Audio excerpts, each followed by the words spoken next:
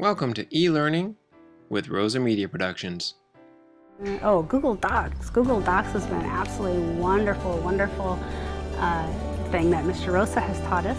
Technology integration is only effective with adequate professional development.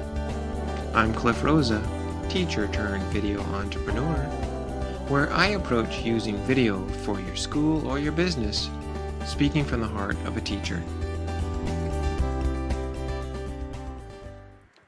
All right, well, welcome back. This is Cliff Rosa with Rosa Media Productions, bringing you our webcast here, and it is a warm day in Orange County, California. I'm out here in my garage studio, and I don't know if it's obvious I'm sweating pretty good here, but anyway, hopefully this webcast is finding you as on a great day, having a great time, and ready to learn a little bit more about growing your online presence. I've got some special guests today. Yes, that's right.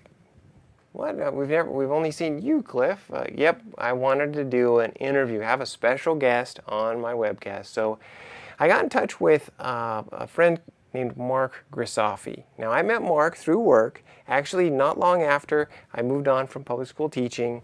I had built up a couple of on-campus broadcasting systems at two different schools where I worked, and each first time, second time it got better.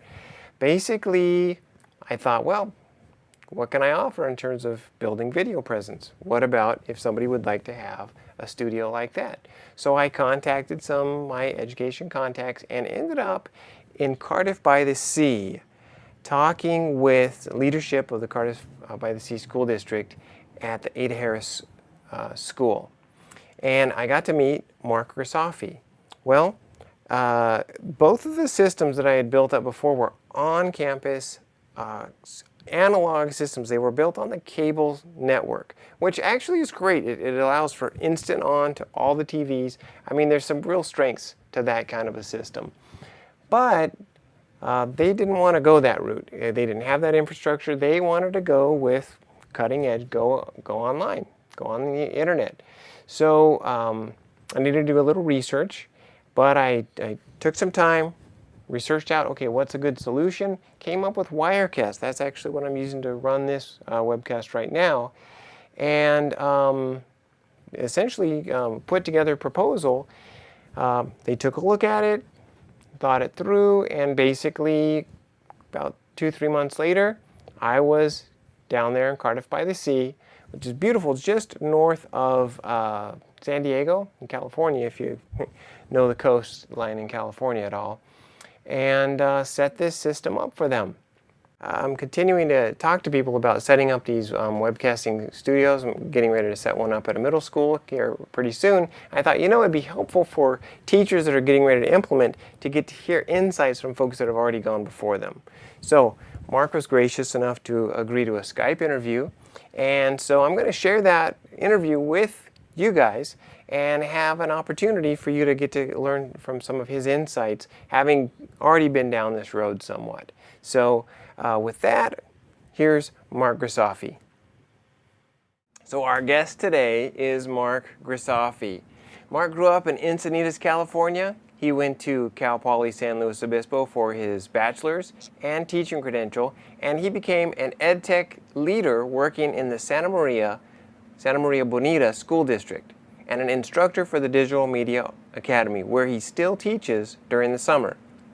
I met Mark in his role as the EdTech teacher at Ada Harris School in Cardiff-by-the-Sea, California.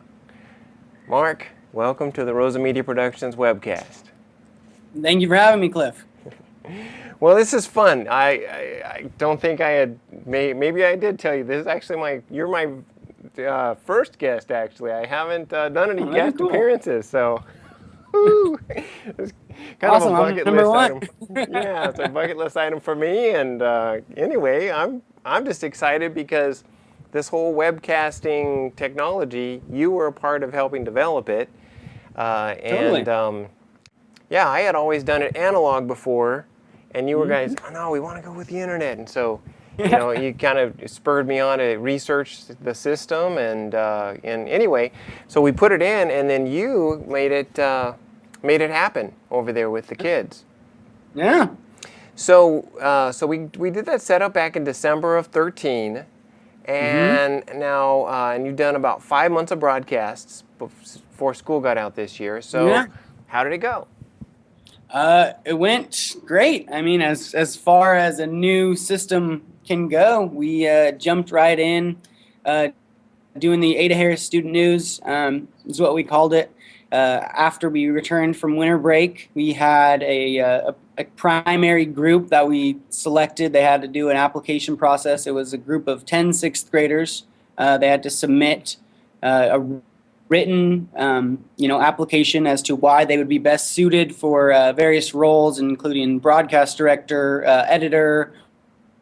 We had 2 reporters for that at that time, and so we had a lot of interest, a lot of interest, and so we narrowed it down to some good candidates, and from then they sort of took it under their wing. They got their roles really down, and they were really helpful for us moving along, because they sort of took on the role of training for the kids that would come after them. They would train them on various roles, and I just think it was very positive element to add to the Ada Harris culture.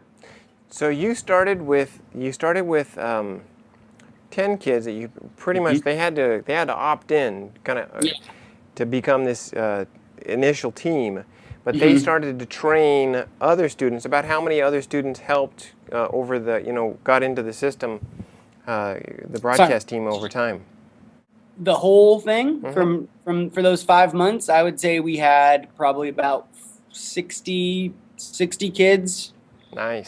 Just from that first, we had the first group of 10. That was our core group, and they trained the first 2 groups following them.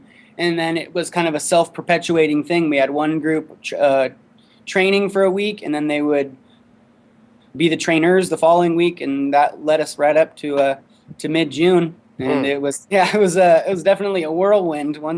Once it got the ball rolling, it was like an avalanche effect, That is so cool. I love how you put kind of empowered the kids to continue the empowering the students that came after them.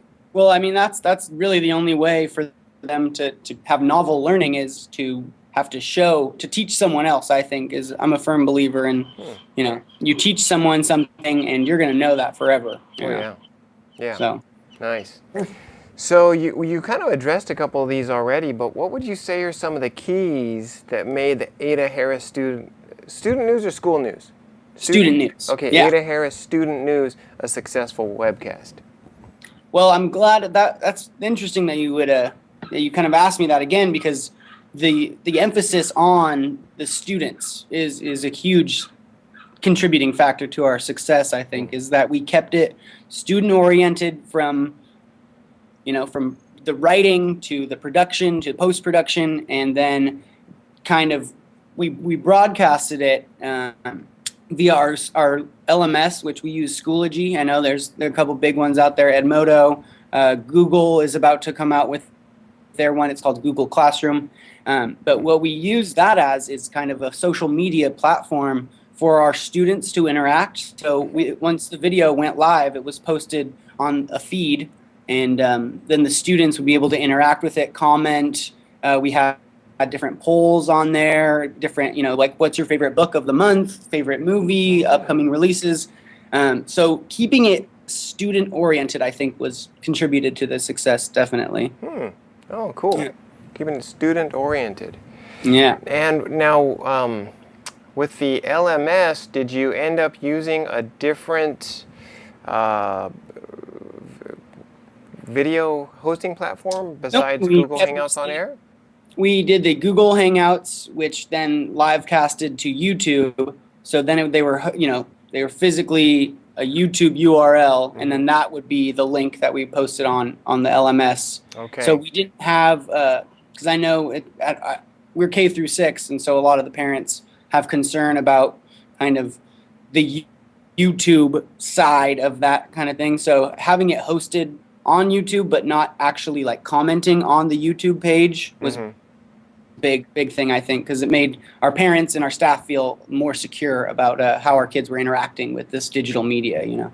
Yeah, I know, and you do a great job of keeping that locked down, because I've searched a few times and I've got links to ones you've shared, but they're still all unlisted as far as I could tell. So yeah, we're and I'd be glad to share those with you, obviously, but I mean for the sake of, you know, people outside of our community, you know, we keep it pretty locked down. Yeah. Well, I know that one of the things that I picture and actually talk to other schools about when I kind of try to pitch the idea of putting on a studio is that it can actually be a public face and for the school, an opportunity for them to build a positive video web presence on their website.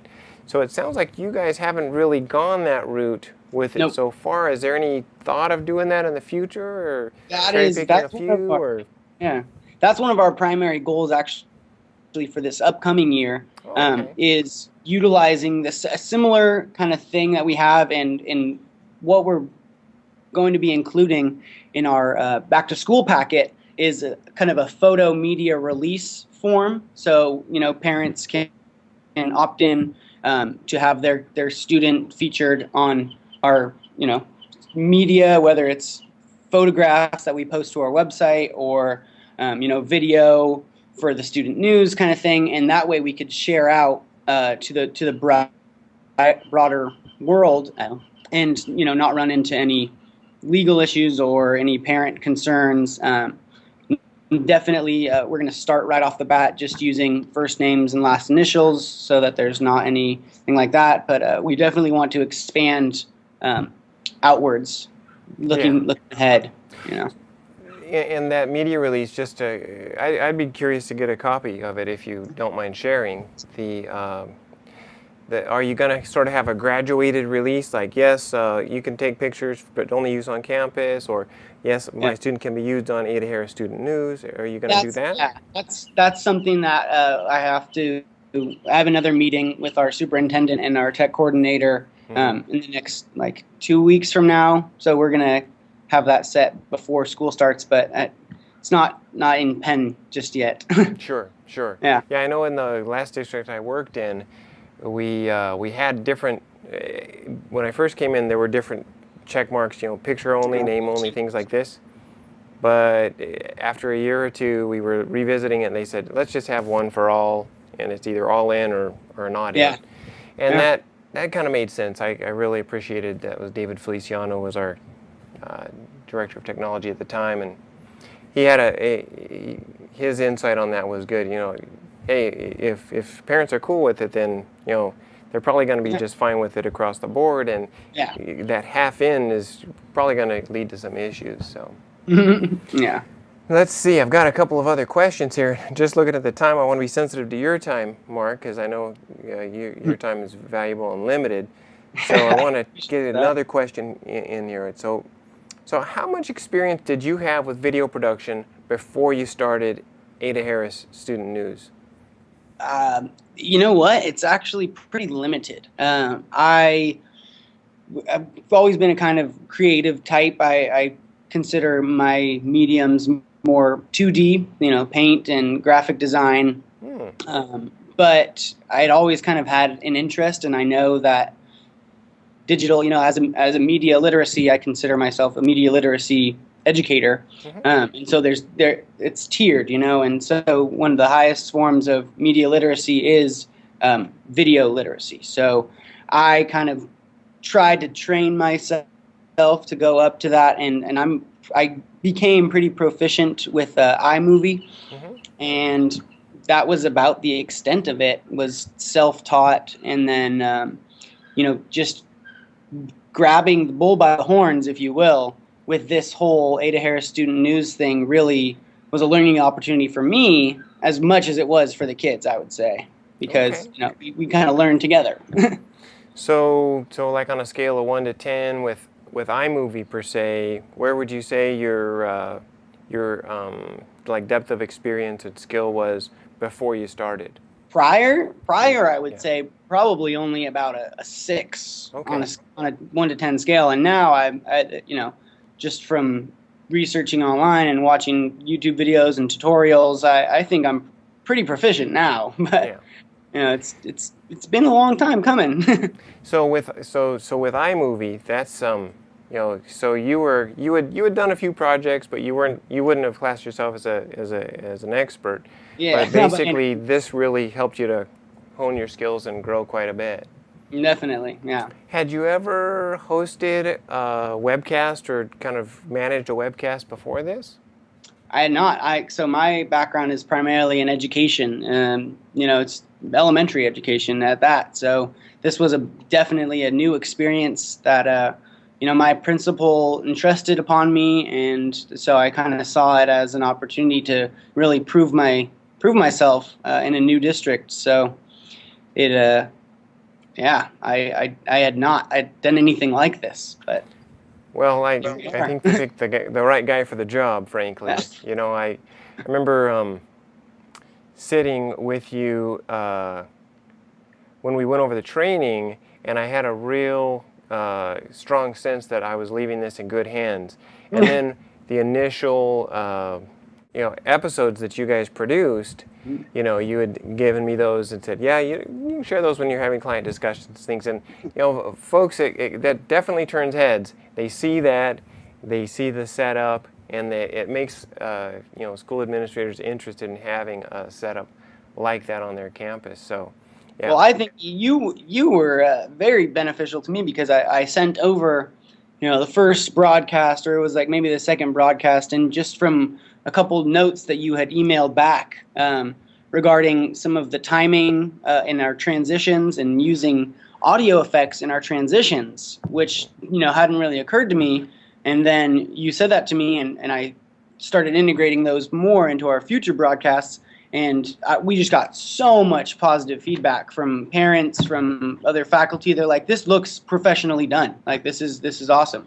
And so I was like, you know, it's not all me. It's definitely putting those minds together. That's so huge in this kind of process, you know? Yeah, a collaboration, a good collaboration. Yeah. Well, that's cool. I'm glad that ended up being a plus for you guys. So, okay, kind of favorite thing about leading 8-Air Student News, least favorite thing about leading 8-Air Student News. Well, let's put it on the scales. Yeah, all right, so favorite thing is definitely being at the forefront of sort of what the students experience on a daily basis, you know. So they go on there on Monday morning and they've got the first thing that they do, you know, the teachers will say, because we're a one-to-one school, we all have iPads, so the kids will go on their iPad, plug in their headphones, and Monday morning watching AHSN, and that's kind of kicks off the week. They know what's for lunch that week. They know, you know, what upcoming events, when Spirit Days are, you know, just all kinds of stuff, and then that's just part of the culture now. It's awesome.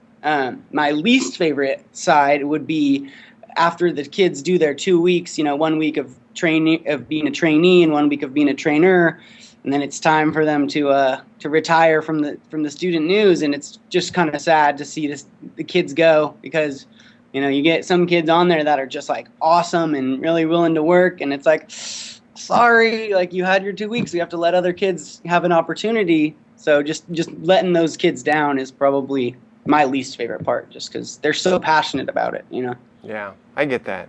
Actually, when I was leading school broadcasts back at 2 different elementary schools, what I saw that same thing happen, and what I did was I started keeping a list of just those folks that, you know, they seem to get one aspect or another of it, you know, especially the kind of bright actor star types, you know, like, oh, make a little note of that student just in case. It was kind of my go-to list for if I needed to find somebody for a, you know, a PSA or somebody like that.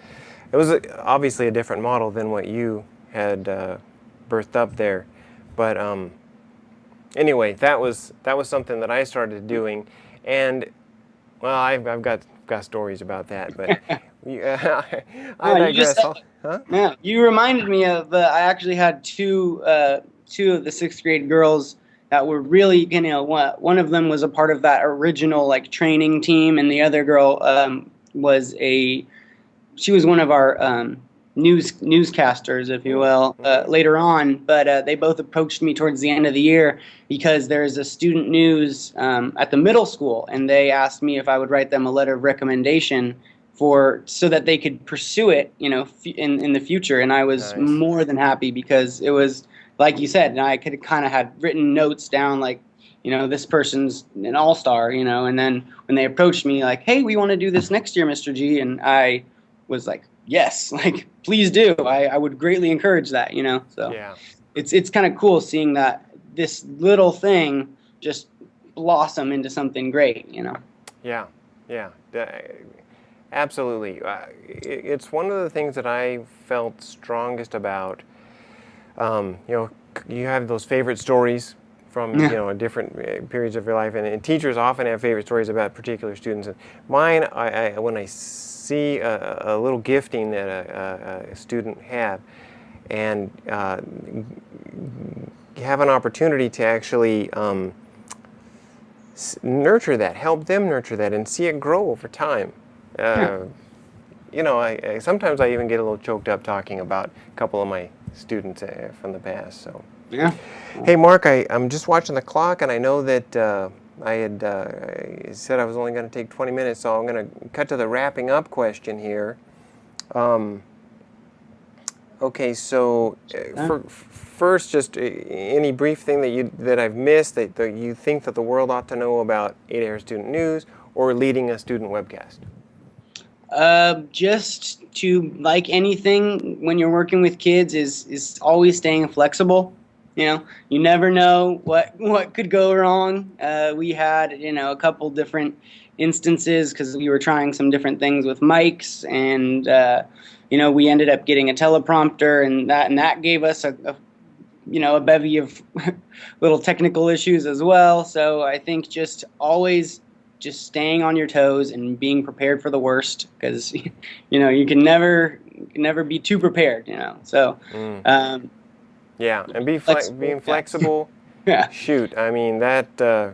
Yeah, definitely flexing with the last minute things or the. Yeah. Oh man, that didn't quite go right. Yeah.